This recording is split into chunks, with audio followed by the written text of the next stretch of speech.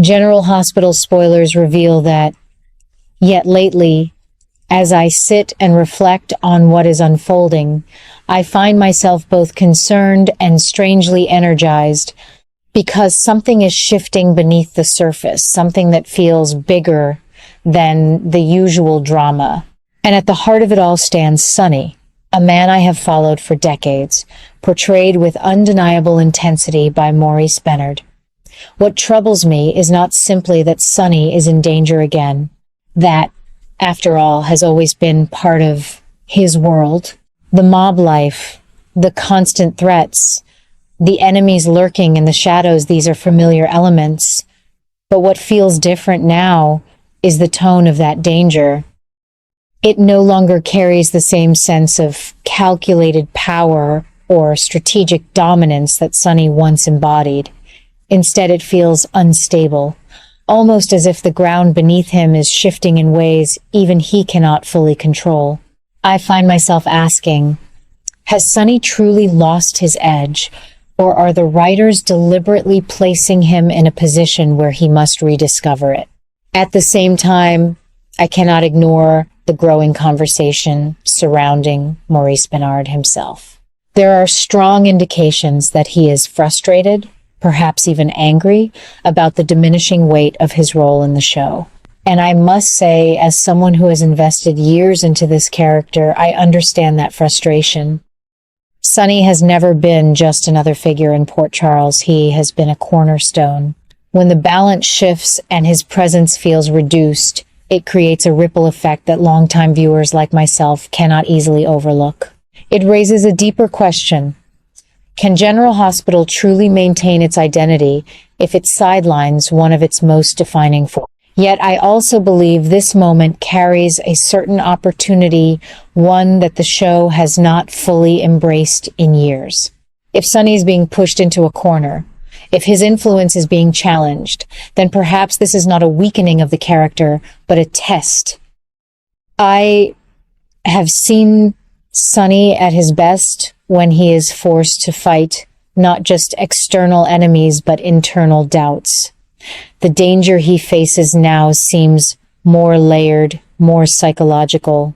It is not just about surviving attacks. It is about confronting the possibility that his way of life may no longer be sustainable in the same way it once was.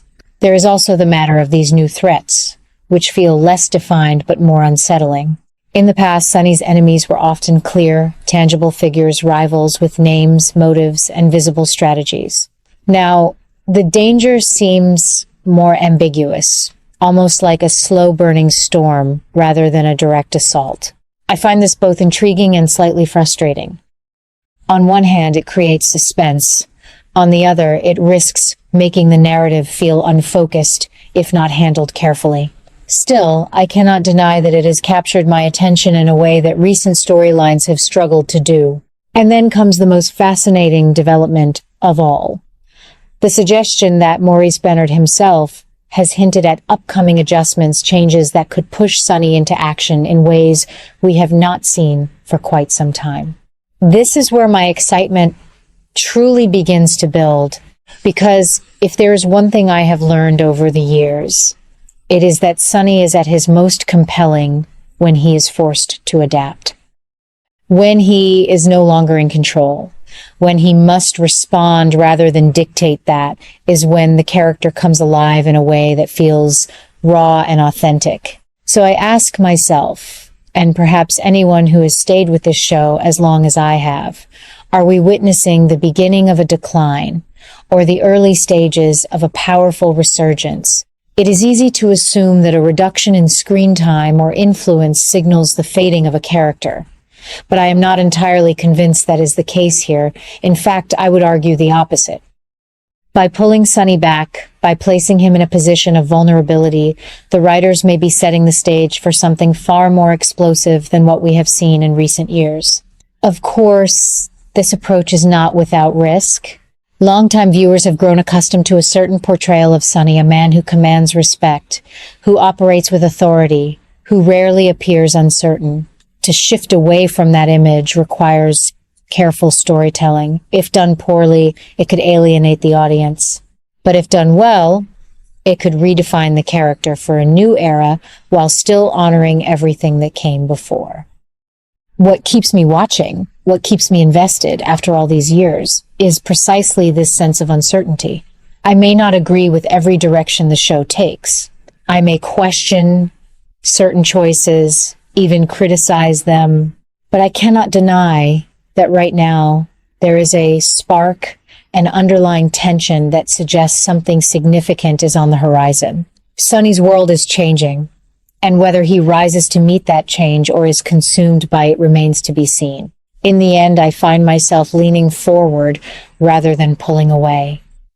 I want to see how he responds. I want to see whether Maurice Benard channels this reported frustration into a performance that reminds us all why Sonny became such an iconic figure in the first place. And most of all, I want to feel that sense of anticipation again. The feeling that at any moment everything could shift and nothing will ever be quite the same. That is what General Hospital has always done at its best. And perhaps, just perhaps, it is about to do it again. The story now feels like it is crossing a line I have not seen General Hospital approach in quite some time. And I say that as someone who has followed every rise and fall of Sonny Corinthos with both loyalty and concern. What is unfolding with Sidwell targeting Sonny's loved ones is not just another mob conflict. It feels more personal, more invasive, almost as if the walls Sonny built over decades are finally being breached in a way he cannot easily contain. For years, I accepted that danger was part of Sonny's world. It came with the territory. But there was always a code, at least in Sonny's mind, a line that separated business from family. Now that line is being erased, not just by Sidwell, but perhaps by Sonny himself. When I hear the suggestion that Sonny might consider having Ethan carry out an assassination, I cannot help but pause. I ask myself, is this the same man I have defended for so long?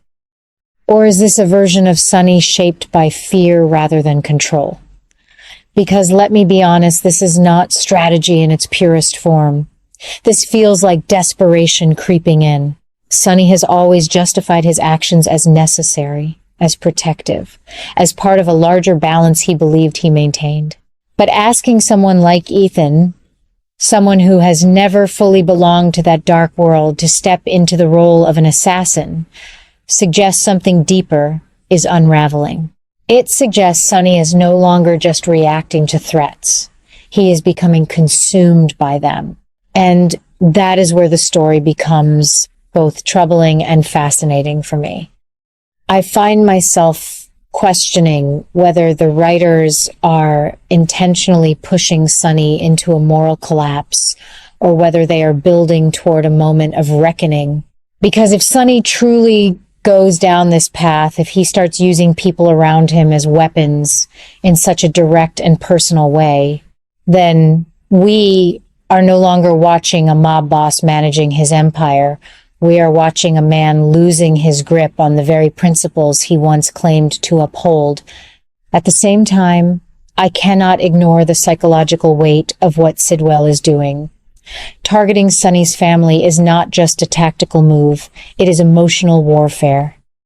It forces Sonny into a corner where every decision feels like a betrayal of something, either his loved one's safety or his own sense of right and wrong, and perhaps that is the point.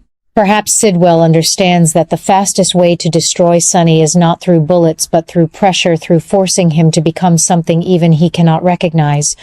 So where does that leave us? I find myself torn.